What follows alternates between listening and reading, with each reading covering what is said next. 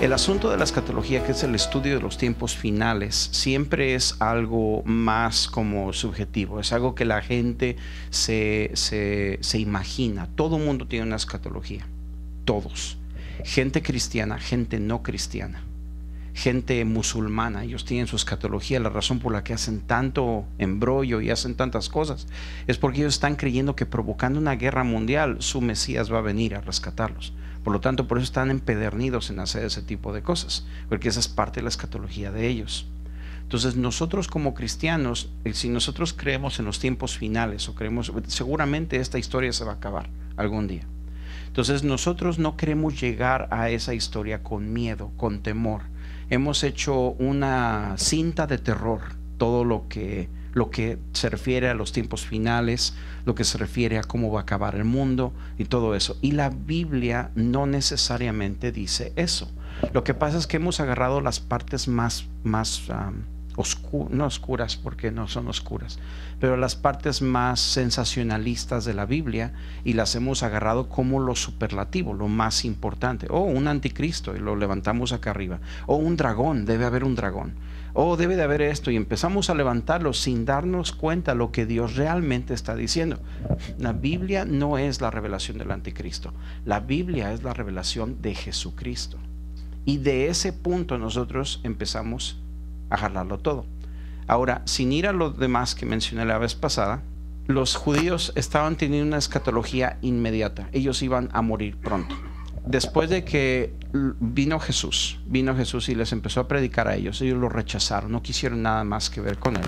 Entonces Jesús se acerca y dice: Jerusalén, Jerusalén, yo vine como una gallina quería reunir a sus pollitos, no te dejaste. Así que ahora lo que viene es terrible para ti. Entonces él empieza a decir cómo Jerusalén iba a ser destruida, no va a quedar piedra sobre piedra, ni el templo va a durar. Y entonces él empieza a decir: de esta generación no pasa antes de que haya sucedido todo esto. Entonces esto es algo inmediato que les estaba pasando a los judíos, y de hecho así fue. Lo mencioné la vez pasada también, de que el antiguo pacto, donde ellos estaban sacrificando ovejitas, borreguitos y todo lo demás, pasó la cruz y ellos seguían haciendo eso. Entonces el antiguo pacto convivió con el nuevo pacto por 40 años. Después de que Jesús ascendió al cielo, entonces 40 años después, este nuevo pacto terminó. ¿Y cómo terminó? El templo fue destruido. Y eso tenía que ser porque todo Jerusalén quedó completamente desolada y completamente destruida al polvo. No quedó nada. Eso quiere decir que todos aquellos que gritaron: crucifícale, crucifícale, todas esas personas murieron muertes horribles. Todos ellos murieron. Fue una sentencia de muerte. Cuando ellos condenaron al Hijo de Dios, todos ellos murieron. Y eso fue en el año 70 después de Cristo, bajo el mandato de un general romano. En fin, con eso dicho, entonces ahora ustedes se dan cuenta qué tan importante es cuando Jesús está diciéndoles a ellas: son los últimos días para ustedes, necesitan entender. Y entonces Jesús dice 3 parábolas, las dice en un solo sermón. Y el primero dice: habían 10 vírgenes. Y el mensaje es: espérame. Después dice: y habían también 10 talentos. Y los talentos los cubrimos la semana pasada. Es a trabajar. No solamente espérame, pero ponte a trabajar. Y los talentos tienen que ver con lo que yo hago por Cristo. Y también las minas, que es la otra parábola, tiene que ver lo que yo me vuelvo en Cristo. Lo que yo hago por Cristo para incrementarlo, todos los dones que Dios te ha dado, increméntalos y benefíciate de esos dones, pero beneficia al pueblo. Esos son para el pueblo.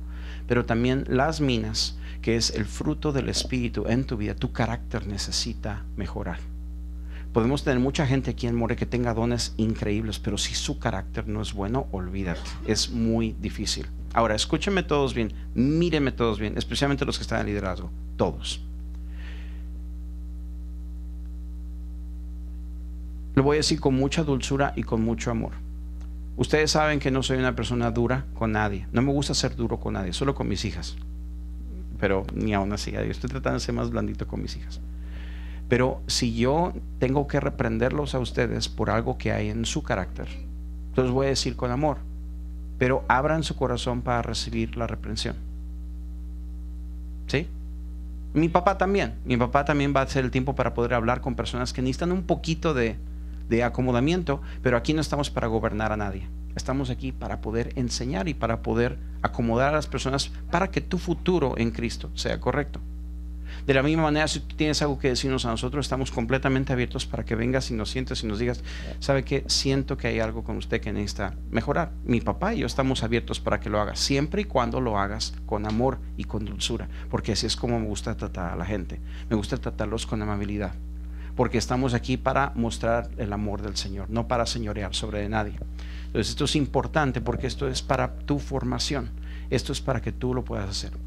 Esto es porque puedes tener dones increíbles, pero tu carácter necesita trabajo. I was going to say your character stinks, but no, it's not the thing. Tu carácter necesita trabajo. Lo que pasa si no desarrollas carácter es que es como que tienes unos brazos débiles donde te ponen algo muy fuerte encima de ti y tú no tienes los brazos para aguantarlo. No está bien. ¿Ok? 5 minutos, acabé mi introducción. Entonces, los talentos. Ahora vamos a movernos a lo que viene. Vamos a ir a Mateo capítulo 25 y vamos a ir a la parte final de lo que Jesús dijo. ¿Qué les parece si vamos a visitar el día final? El día final. El día final. Que sabes que hay días finales, pero hay el día final. Eso es una gran diferencia. Tú sabes que los tiempos finales o los últimos tiempos empezaron desde que cayó Pentecostés. ¿Cómo está eso, hermano? Ya está Norberto pensando, a ver, bueno, ¿dónde está eso? En Hechos capítulo 2, cuando cae el Espíritu Santo sobre todos los que estaban allí, empezaron a hablar en lenguas y le preguntaron a Pedro, ¿qué es esto? ¿Están borrachos? No, no estamos borrachos. Es lo que dice Joel. Dice Joel a través del Señor: en los últimos días mi espíritu se derramará sobre toda carne y empezarán a profetizar, empezarán a tener sueños, etcétera, etcétera. Entonces desde ese momento Dios está marcando los últimos días. Es la última era de la raza humana. Entonces en ese aspecto no hay error al respecto. Entonces no podemos andar diciendo los últimos días como que el año 2000, del 2000 para acá son los últimos días. Han sido los últimos días desde el año 40, desde que Jesús ascendió. Entonces desde allí son los tiempos de los últimos días, desde que el Espíritu Santo cayó sobre la gente, y siguen siendo los últimos días hasta que lleguemos al último día, que eso es otra cosa. Y es allí donde viene esta historia, donde Jesús está diciendo este sermón de 3 compartimientos, y llega a la parte final. Y entonces Él dice, vamos a ir a Mateo capítulo 25. Mateo 25, y dice en el verso 31, pero cuando el Hijo del Hombre venga en su gloria y todos los ángeles con Él. Cuando el Hijo del Hombre venga en su gloria y todos los ángeles con Él. Jesús regresa. No hay voto al respecto. Él va a volver. No importa cómo venga. Puede venir como tú quieras que Él venga, pero al final Él va a venir como Él quiere venir. El chiste es que Él va a venir. Eso es blanco y negro. Amén. Entonces no te distraigas con otras cosas. Jesús va a volver. ¿Cuántos están contentos porque Jesús va a volver? Yo también estoy bien contento porque yo quiero ver que Jesús regrese. En fin, cuando el Hijo del Hombre venga en su gloria y todos los ángeles con Él, entonces se sentará en el trono de su gloria y serán reunidas delante de Él todas las naciones, y separará a unos de otros como el pastor separa las ovejas de los cabritos. No sé por qué, pero siento mucho amor y gentileza cuando Dios hace eso, porque un pastor, me imagino un pastor separando las ovejitas, me imagino haciéndolo como él usualmente lo hace, no con desprecio, no con maldad, pero con gentileza y con amor. Y vale la pena decir de que cuando entre los apóstoles había un Judas, Jesús lo trató con la misma gentileza que a todos los demás, porque ese es quien Dios es. De manera que cuando yo veo a una persona que me trata mal, yo la sigo tratando bien porque es quien yo soy, no es porque la persona se lo merezca. Amén. All right. Y pondrá las ovejas a su derecha y pondrá los cabritos a la izquierda. Entonces el rey dirá a los de su derecha: vengan, benditos de mi Padre, hereden el reino preparado para ustedes desde la fundación del mundo. ¿No leímos ahora en la mañana acerca de ese hermoso salmo? Antes de que llegue la palabra a mi boca, tú ya conoces lo que voy a decir. Tus ojos vieron mi embrión, tú lo tejiste, las profundidades de la tierra, dice, las profundidades del vientre de mi madre. Mis días fueron hechos, tú los creaste para que yo estuviera en esos días.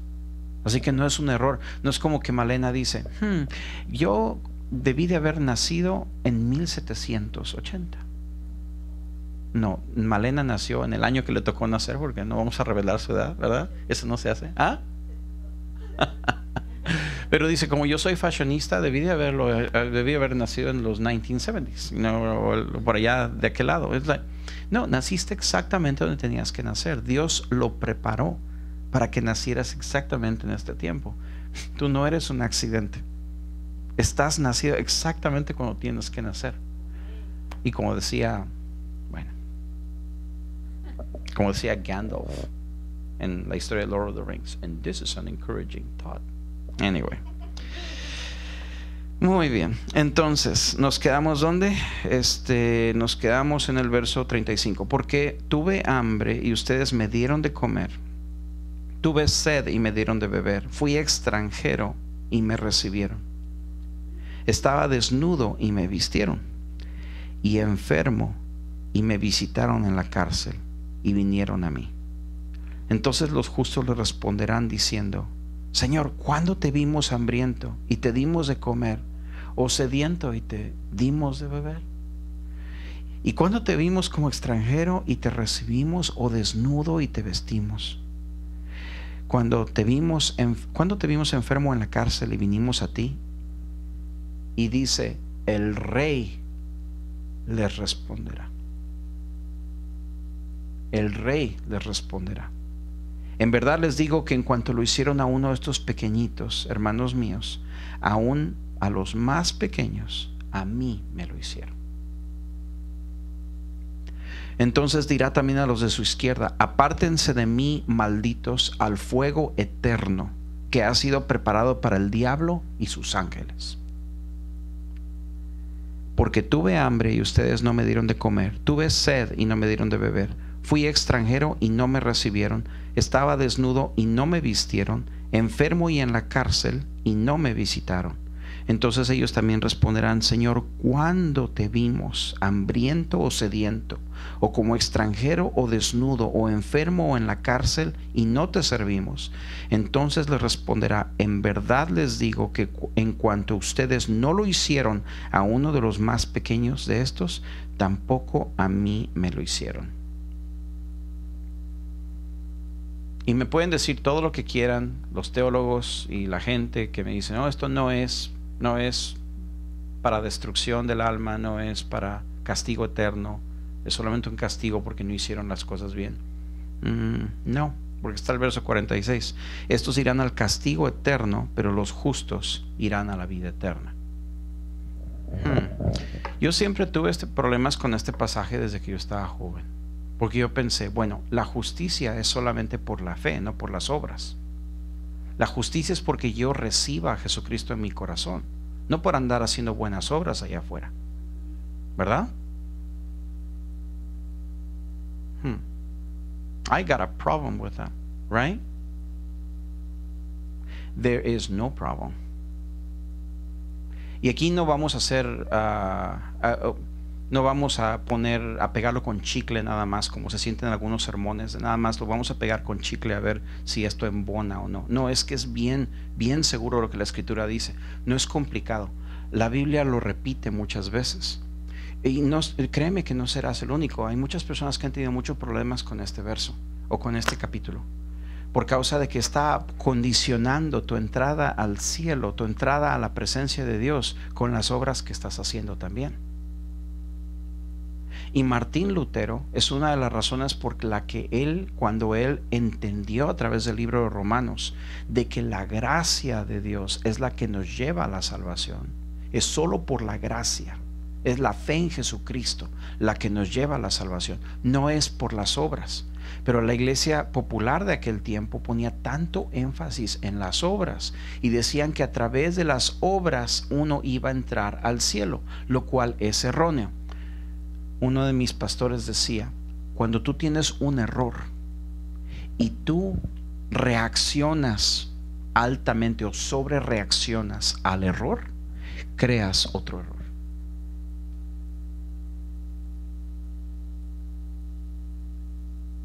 Overreaction to error creates another error. Entonces, yo no tengo problemas con hacer las obras. El problema que yo tengo es cuando yo hago las obras. Si las hago antes o las hago después. ¿Cómo está esto? Yo, por ejemplo, ven, Dad, ven conmigo.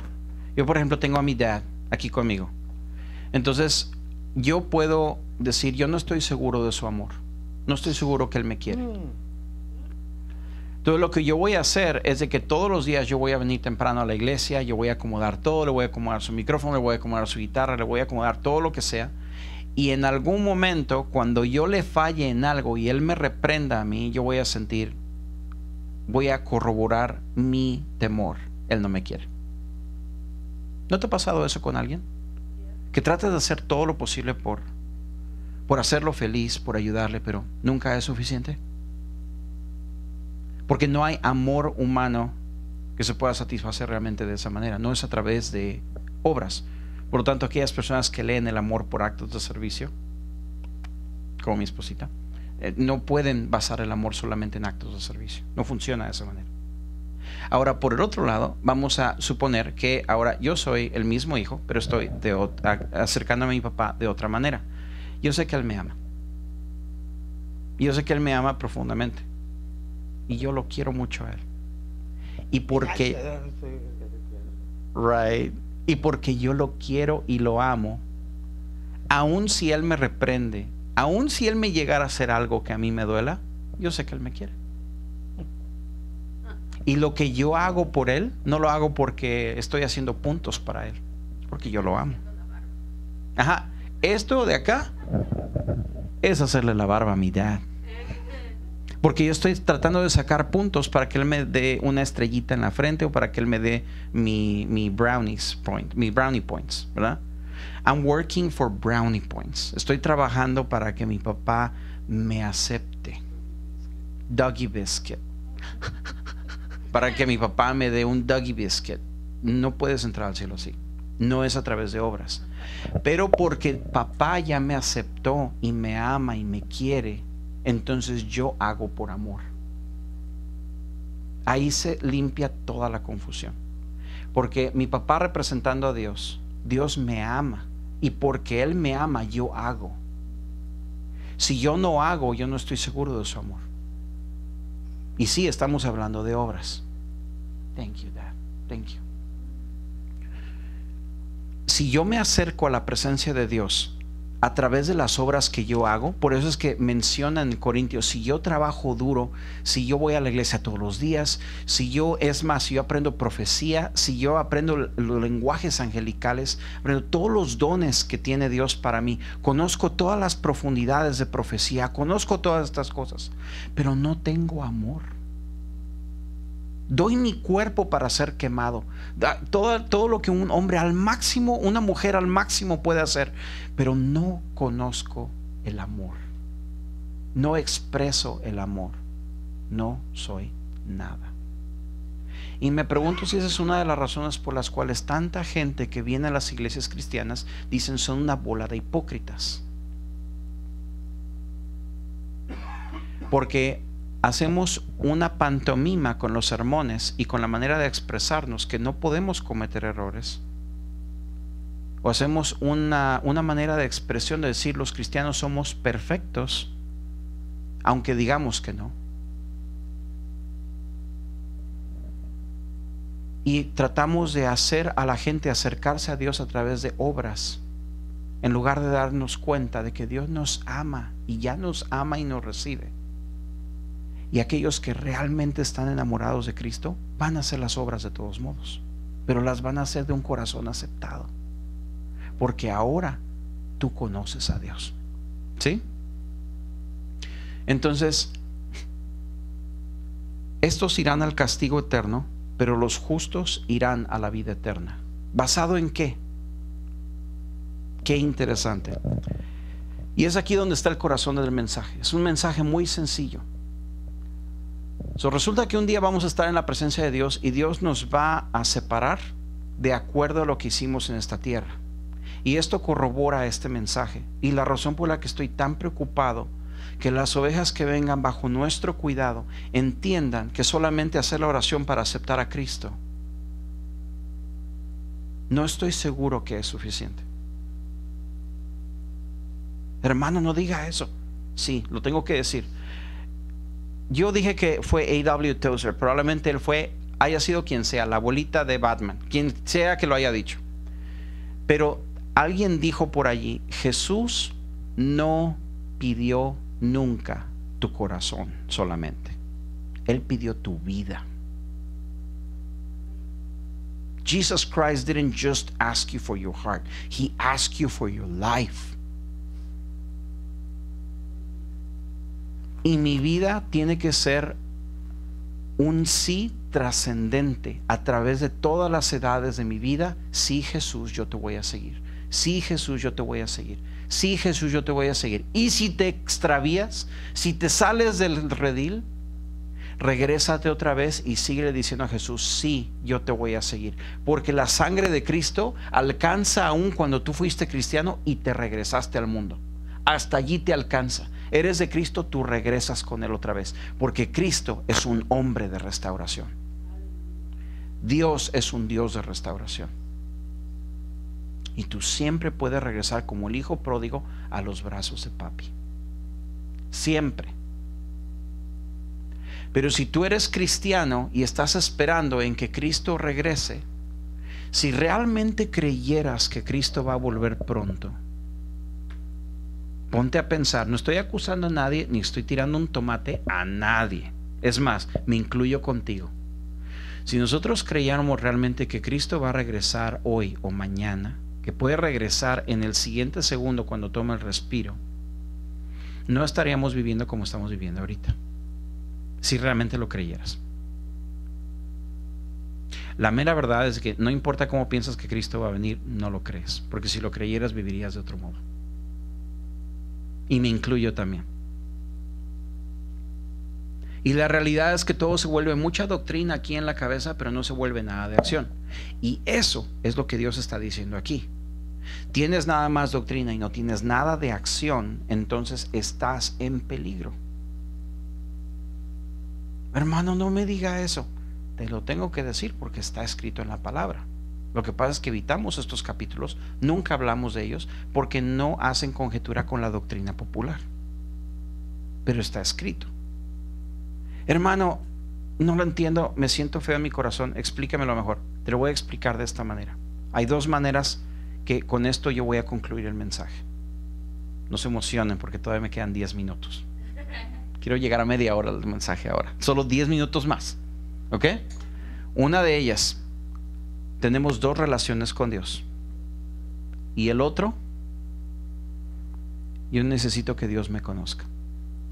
Entonces vamos a hablar de las dos relaciones con Dios. Yo tengo dos relaciones con Dios. Tengo una relación vertical con Dios y tengo una relación horizontal con Dios. Ya con eso te dije todo. ¿Por qué? Porque en 1 de Juan capítulo 5 dice bien claro: si tú no amas a tu hermano que lo ves, ¿cómo puedes amar a Dios que no lo ves? Es hipocresía, eso no está bien. Pero hay algo más profundo que eso, porque la palabra katá, la palabra pecado en hebreo, significa que fallé el blanco. ¿Y cuál es el blanco? Amar a Dios con todo tu corazón y amar a tu prójimo como a ti mismo, porque tu prójimo está hecho a imagen de Dios.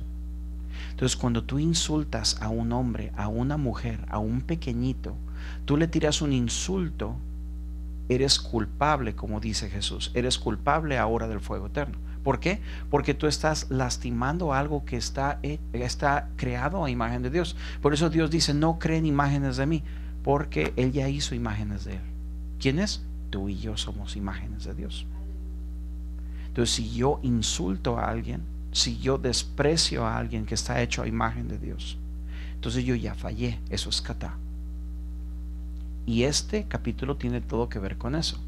Cuando yo no rescato a alguien, yo no ayudo a alguien, yo le paso de largo a alguien que pudiera ayudar,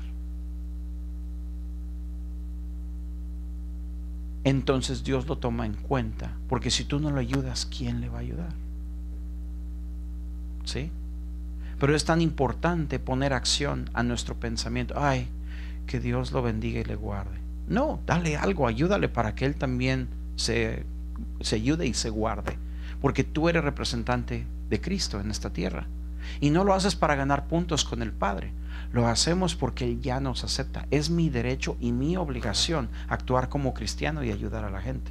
Esto es bien práctico.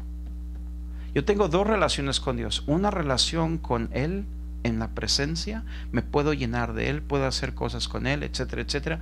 Pero la segunda es mi relación horizontal con Dios. Cuando yo amo a Jason, yo amo a Dios. Cuando yo amo a Norbert, yo amo a Dios. Cuando yo amo a mi dad, yo estoy amando a Dios. En una ocasión estaba yo muy preocupado con mis nenas porque yo no había hecho el tiempo para orar ese día. Pero mis nenas me estaban pidiendo, papi, queremos tener tiempo contigo. Y sí, hay tiempo para dejar a la familia a un lado e ir a encerrarte en la presencia de Dios. Y ese iba a ser mi impulso. Hasta que el Señor me habló en mi corazón y yo percibí, cuando tú estás con tus nenas, también estás conmigo. Ok. Entonces vamos a tirarnos en el piso, vamos a jugar un ratito. Por eso es cuando 2 o 3 están en su nombre, también allí Él está. Entonces no descuides uno ni descuides otro. ¿Sí? Es más, hay otro pasaje paralelo aquí donde Jesús está diciendo, en el día final muchos me van a decir, Señor, Señor. No todo el que me dice Señor, Señor va a entrar al reino de los cielos. Es más, me van a decir, Señor, Señor, ¿por qué nos desprecias? ¿No en tu nombre hicimos muchos milagros? ¿No en tu nombre hicimos muchos milagros? Para que te des cuenta cómo la iglesia es. Porque nosotros decimos, todos aquellos que hacen milagros, entonces esos son los que le van a decir, Señor, Señor. Y lo que Jesús respondió a esos, les dijo, no os conozco. No os conozco. Espérame, pero ellos hacían milagros y prodigios en el nombre de Jesús. Pero Dios les dice, no los conozco. Gente que no tiene su relación correcta delante de Dios y que Dios les diga, no los conozco, y hace milagros y prodigios. Entonces, ¿cuál es tu excusa? Que tienes relación delante de Dios y que tú no haces milagros y prodigios. What's your excuse? Eso es una manera completamente diferente de ver el verso, ¿verdad? Si estos que no tienen relación con Dios pueden hacer milagros y prodigios, ¿cuál es tu excusa para no hacerlo?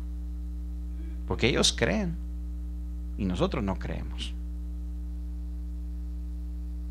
Pero entonces llega a esta palabra que dice, no os conozco.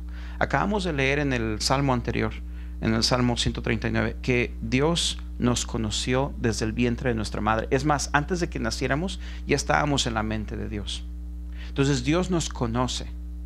Pero aquí es donde las teologías se tropiezan unas con otras, porque las teologías normales como el calvinismo, el arminianismo y muchas otras ismos, ¿no?, creen que Dios lo sabe todo, lo conoce todo, está presente en todo lugar y todo lo demás. And that's fine.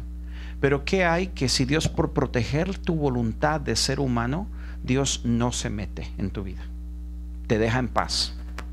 Él sabe todo y tiene control de todo, pero Él decide mantenerse al margen mientras tú tomas tus decisiones. No es difícil de pensar que Dios es tan seguro de sí mismo. Él es Dios. Dios es Dios.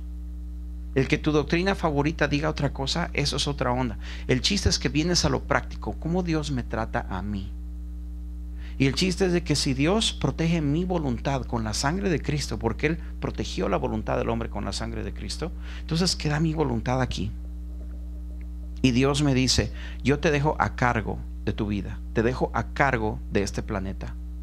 Yo voy a tomar el paso atrás y voy a dejar a ver qué haces tú. Y como les digo a mis niñas, make me proud. Pero entonces yo vengo y hago lo que quiero con mi vida. Al fin ya acepté a Cristo, hago lo que quiero con mi vida, todo lo demás. Entonces cuando viene papá y me mira a mí y me confronta, ¿qué hiciste? Cuando yo fui creciendo, mi papá me dio un cuarto. Y cuando mi cuarto estaba en desorden, él podía acercarse y podía abrir la puerta del cuarto. Hey, este cuarto huele a patas, por favor, limpia el cuarto o alguna cosa así. Mi mamá hacía eso, más que nada. Mi mamá se enojaba porque mi cuarto olía a patas. Entonces, pero yo tengo el cuarto todo en desorden. Pero mi mamá no va a venir y me va a abrir el cuarto y va a meterse ahí adentro y va a hacer lo que ella quiera y poner sus ollas y poner sus cosas allí, porque es mi cuarto. Así tanto como un manager, si un manager te da las llaves de un apartamento, el edificio es del dueño. Pero el dueño no va a venir y se va a meter a tu cuarto sin decirte nada y va a venir ahí a acomodar todo. It's just not gonna happen. So, si Dios te dio las llaves de este planeta, es para que nosotros manejemos ese planeta. Sigue siendo el planeta de Dios y Él va a regresar. Pero como dice C.S. Lewis, el día que el director del drama se pare en el stage es porque se acabó la obra. Entonces ese día va a venir. Pero entonces, si Dios lo conoce todo, pero me deja a mí a que yo tome mi libre albedrío de hacer las cosas, entonces viene entonces a esta plegaria que nosotros tenemos que hacer como David hizo en el Salmo 139. Conóceme, ve en mí si hay un camino erróneo, ve en mí si hay algo que hay que componer. Te invito a que me cambies, te invito a que me enseñes, te invito a que me muestres dónde está la necesidad. Te invito a que me lleves de la mano para que yo sea como tú. Te invito a que tú vengas. Es allí, porque ¿de qué te sirve decirle, Cristo, yo te acepto en mi vida como mi Salvador, pero le cierras la puerta a todos los demás aspectos de tu vida? No vas a llegar a ninguna parte porque estás rechazando a Jesús constantemente. Entonces, al fin y al cabo, ya voy al cielo porque hice la confesión. No, it doesn't work that way. Si hiciste la confesión de a de veras, tu vida va a seguir esa confesión, porque detrás de tu palabra están tus acciones. Entonces, si yo soy realmente de Cristo, naturalmente, cuando yo estoy viendo la necesidad de un hermano, yo voy a estar allí por su necesidad. Yo voy a ir a visitarlo, yo voy a ir a ayudarlo, voy a ir a responder cuando la necesidad esté. Y hablo la necesidad como iglesia, pero también como individuo. Si tú sientes hacer algo por alguien, tú vas y lo haces. ¿Por qué? Porque esa es nuestra obligación como cristianos. Nosotros tenemos que ser como Cristo en esta tierra. Y la necesidad que haya, lo que veas en las noticias, tal vez no puedes hacer algo, ponte a orar. Señor, ayuda a nuestros gobernantes, ayuda a ese presidente. En lugar de maldecirlo, bendícelo. Señor, protege a nuestros gobernantes para que vivamos en días de paz y para que tu evangelio no tenga ningún obstáculo para seguir adelante. La Biblia es clara. No hay nada difícil al respecto de esto.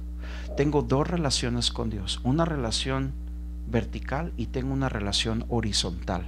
No puedo pretender tener la vertical nada más, porque si yo no amo a mi hermano, a quien yo veo, entonces es una hipocresía que yo diga que yo conozco al Dios. Si yo no tengo esa relación horizontal que es terrena y la puedo hacer, entonces es hipócrita pensar de que yo tengo una relación con Él realmente. Porque yo compunjo su corazón, lo entristezco cuando yo no hago sus obras, cuando yo no hago lo que Él me ha dicho que yo haga. Amén. Entonces tengo dos relaciones con Dios y yo necesito que Él me conozca. Y ahí termino leyendo este verso otra vez. Dice: entonces ellos también responderán, verso 44, Señor, ¿cuándo te vimos en necesidad? Verso 45, entonces Él responderá, en verdad les digo que en cuanto ustedes no lo hicieron a uno de los más pequeños de estos, a mí no lo hicieron. Y en la otra parábola, o en la otra historia, Jesús está diciendo, no os conozco, apártense de mí, hacedores de maldad. Eso quiere decir que yo no hice lo bueno, yo hice algo malo. Entonces, it's not hard to think about it. It's very simple. Muy, muy simple. No se trata de que pertenezca al club cristiano. Eso no te va a salvar. Se trata de que cuando le dijiste que sí a Jesús, trasciendas con ese sí y dejes que Dios te moldee a su imagen, tengas el Espíritu de Dios y hagas las obras de Cristo. Amén. Pónganse de pie, por favor.